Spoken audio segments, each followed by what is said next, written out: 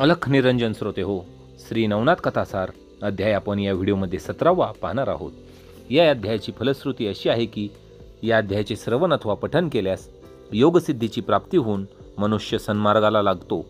श्रोते हो, अध्यायाला सुरुवात करूया. श्री गणेशाय नमः.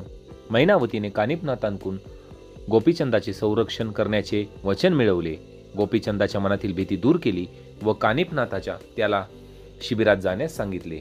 दुसऱ्या दिवशी वतीच्या सांगण्यावरून गोपीचंद कानिपनाथाच्या शिबिरात गेला. तेथे जाताच राजाने कानिपनाथाच्या पायावर डोके ठेवले.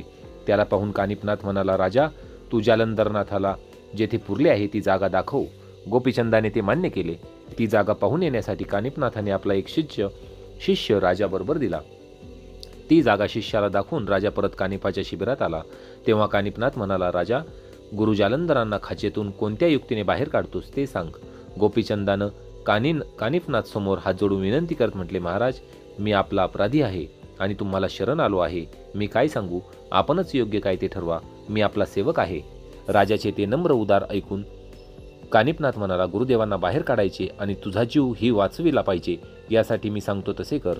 तू हुबेहूब तुझ्यासारखे दिसतील असे सोने, रूप, तांबे, पितळ व लोखंड अशा 5 धातूंचे 5 पुतळे तयार करून घे. कानिपनाथाच्या सूचनेप्रमाणे गोपीचंद राजाने राज्यातील सोनार, लोहार, तांबट अशा कसबी कारागिरांना बोलावून घेतले आणि त्यांच्याकडून थोड्या कालावधीतच 5 पुतळे तयार करून घेतले. त्यांनी आपली सर्व कला खर्चून अक्कल हुशारीने राजाचे हुबेहूब राजासारखे दिसणारे 5 पुतळे तयार केले. ते पुतळे घेऊन एक उत्तम दिवस, उत्तम मुहूर्त पाहून कानिपनाथ राजासह जालंधरनाथाला जेथे पुरले होते तेथे आला. त्याने राजाकडे एक कुदळ दिली व म्हणाला, मी या पुतळ्यांपैकी एक पुतळा या जागी उभा करीन. त्यानंतर तू कुदळीने खणण्यास सुरुवात कर. तो आवाज ऐकून भूगर्भातील जालंधरनाथ तुला तुझे नाव विचारतील, तेव्हा आपले नाव सांगून तू पुतळ्यापासून तत्काळ दूर उभा राहा. येथे तुझ्या चपळतेची आणि सावधपणाची परीक्षा होणार आहे. त्यानंतर कानिफाने चिरंजीव प्रयोग सिद्ध करून मंत्र जपून भस्म राजाच्या कपाळी लावले. मग जालंधरनाथाच्या समाधीच्या कुपावर राजाचा सोन्याचा पुतळा ठेवला आणि मगच खड्डा उकरण्याची आज्ञा केली. कानिफाच्या सांगण्यावरून गोपीचंद राजाने खाचेवर घाव घालण्यास सुरुवात केली. तो आवाज ऐकून जालंधराने आतून विचारले, कोण खणतोय? गोपीचंदाने आपले नाव सांगितले व तत्काळ पुतळ्यामागे दूर जाऊन उभा राहिला. त्या क्षणी गोपीचंदाचे नाव ऐकून क्रोधित झालेल्या जालंधरनाथाने त्याला शाप देत म्हटले, तू गोपीचंद असशील तर जळून भस्म हो. असे म्हणताच राजाचा सोन्याचा पुतळा तत्काळ जळून गेला. हे दृश्य पाहून राजाच्या सर्वांगाला भयाने थरकाप सुटला. कानिफाने त्याला धीर दिला व रुपयाचा पुतळा ठेवला.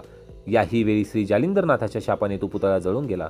याप्रमाणे तांबे, पितळ, लोखंड या धातूचे पुतळे क्रमाक्रमाने ठेवले आणि त्याचीही अवस्था पहिल्या पुतळ्याप्रमाणेच झाली. मग कानिफाने राजाला खुनेने जवळ बोलावले व म्हणाला, आता घाबरू नकोस. यावेळी कुदळ मारशील तेव्हा प्रथम मी, तू काही बोलू नकोस.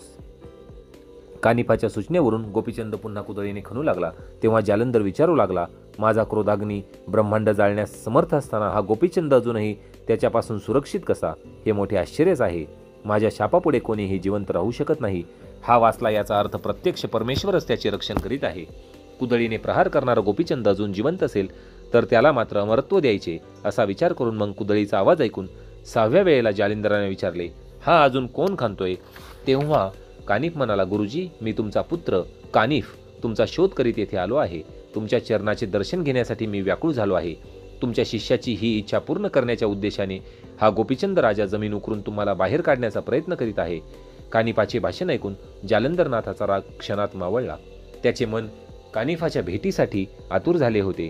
गोपीचंद राजा जिवंत असेल तर तो अमर व्हावा असा आशीर्वाद देऊन त्याने खड्ड्यातून बाहेर काढण्याची आज्ञा दिली. जालंधरनाथांची आज्ञा मिळताच गोपीचंद राजाने अनेक मजूर लावून कूप मोकळा करण्यास सांगितले. परंतु अनेक वर्षांपासून कुपीतील माती उन्हा पावसामुळे टणक झाली होती. मजुरांनी ती अतिकष्टाने खोदली, परंतु काही भाग खोदल्यावर कुदळीची गती चालेना. दगडावर घाव बसतात त्याप्रमाणे नुसताच खनखन आवाज येऊ लागला. जालंधराने स्वसंरक्षणार्थ जे वज्रास्त्र स्थापले होते त्याचा आवाज तो येत होता. हे पाहून जालंधरांनी मजुरांना काम थांबविण्याचे सांगितले व इंद्रास्त्राची योजना करून वज्रास्त्र काढून घेतले. त्यामुळे माती दोन्ही बाजूला झाली व जालंधरनाथ स्वतः आतून बाहेर आले. त्यांना पाहून कानिफाला आनंद झाला. त्याचा गळा दाटून आला. नेत्रातून प्रेमाश्रू वाहू लागले. गुरु शिष्यांनी एकमेकांना प्रेमपूर्वक आलिंगन दिले. जालिंदराने कानिफाला प्रेमाने पोटाशी धरत म्हटले, तू होतास म्हणून गोपीचंद राजा वाचला. तेवढ्यात गोपीचंदाने पुढे येऊन जालंधरांच्या पायावर डोके ठेवले आणि घडलेल्या अपराधाबद्दल काकुळतीने क्षमा मागितली. त्याची दीन अवस्था पाहून जालंधराने राजाला हृदयाशी घट्ट धरून त्याच्या डोक्यावर आपला वरदहस्त ठेवला व म्हणले, बाळा, तू साक्षात प्रलयाग्नीतून वाचला आहेस. आता जोपर्यंत चंद्र सूर्य आहेत तोपर्यंत पृथ्वीवर राहा. आपल्या पुत्राला सद्गुरूची कृपा प्राप्त झालेली पाहून मैनावतीला परमानंद झाला. तिने गुरुचरणाला घट्ट मिठी मारून अश्रू ढाळले.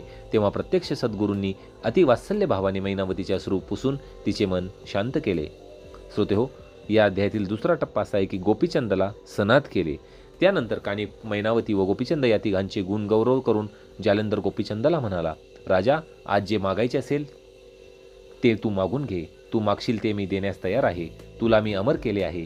तेव्हा राजवैभव भोगायचे की योगदीक्षा घ्यायची याचा निर्णय तुला करावा लागेल. कारण राजवैभव दिसते तेवढे नाशिवंत असते, ते चिरकाल टिकणारे नाही. असा उपदेश करून जालंधरनाथांनी त्याला विचार करायला वेळ दिला.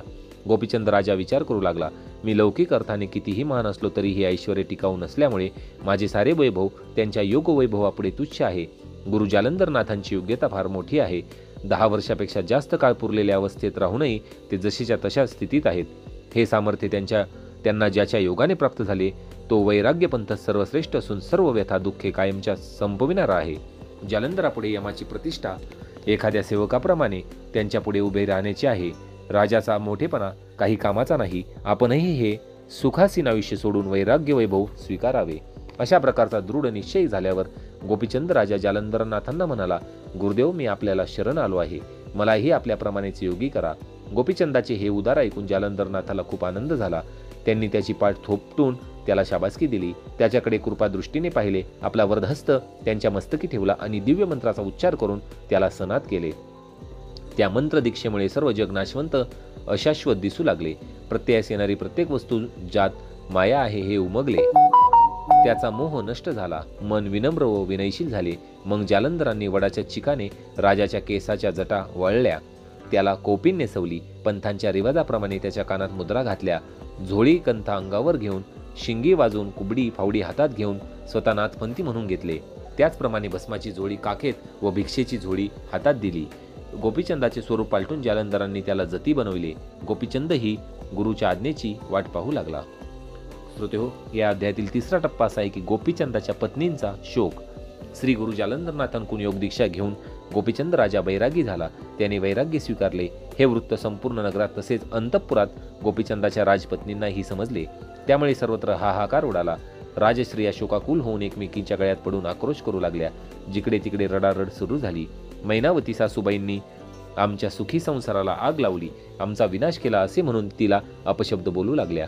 गोपीचंद राजाचे सद्गुण त्याचे प्रेम आठवून त्याच्या नावाने विलाप करू लागल्या. इकडे जालंधराने गोपीचंदाला तपश्चर्येला जाण्याची आज्ञा केली. पण त्यापूर्वी त्याच्या वैराग्याची परीक्षा पाहावी या हेतूने त्याला राजा आज्ञा केली की, राजा, तू सर्वप्रथम अंतपुरात जा. जिथे तुझ्या भार्याकडे भिक्षा माग. भिक्षा मागताना शिंदीनाद करून माई भिक्षा घाला असे म्हण. अशा प्रकारे 1800 स्त्रियांकडे भिक्षा मागावी. भिक्षेच्या निमित्ताने सर्व स्त्रियांची भेट घेऊन मगच तपश्चर्येला जावे. जालंधरनाथाच्या आज्ञेनुसार गोपीचंद सर्व स्वस्त्रियांकडे भिक्षा मागण्यास गेला. राजाला वैराग्याच्या वेशात पाहून सर्व राण्यांना दुःखाचे भरती आले. सर्वांनी रडण्याचा एकच हलकल्लोळ केला. परंतु गोपीचंदाचा निश्चल होता. तेवढ्यात लुमावती व इतर राण्या त्याच्या भोवती गोळा झाल्या व म्हणाल्या, महाराज, परमेश्वराच्या इच्छेनुसार जे व्हायचे ते होऊन गेले. आता तुम्ही आमचा सौभाग्य ठेवा, हिरावून घेऊ नका. तुम्हाला तीर्थाटनाचे, पायी चालण्याचे श्रम व दुःख सहन होणार नाही. तुम्ही येथेच पर्णकुटी बांधून योग साधना तप करा. आम्ही तुमची सर्व प्रकारे काळजी घेऊ, सेवा करू. विषय सुखासाठी तुम्हाला त्रास देणार नाही. तुमच्या दर्शनातच आनंद मानून राहू. अशा प्रकारे विनंती व आग्रह मृदू शब्दात राण्यांनी केला. शपथा घातल्या.